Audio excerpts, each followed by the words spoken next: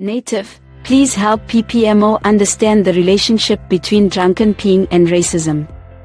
Being a native growing up in apartheid SA. Our mothers would say sticks and stones will hurt you. Words mean nothing. Hello, PPMO ecosystem.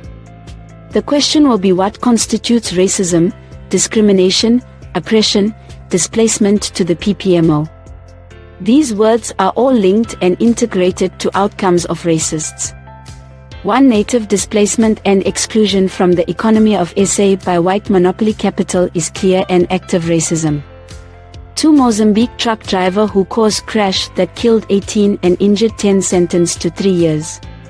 Had these minibuses been full of white people, would he have got the same sentence? Judiciary enabling. 3. Unfortunate part is stats will show 18 killed in taxi crash, not 18 killed caused by truck. Those that died were in taxis, so these will reflect as taxi driver deaths. The taxi industry should be angry after so many of their passengers killed. 4.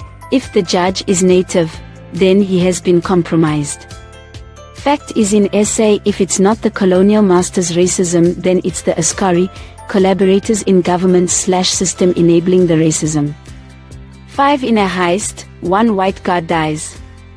Those involved get life with no parole. Money that is insured. Business/politicians steal millions from citizens.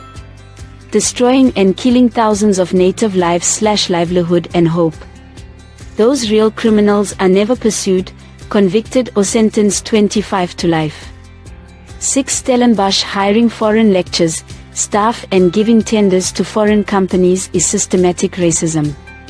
Happening while Askari, compromised, bribed politicians ignore this material systematic racism. The boy is drunk.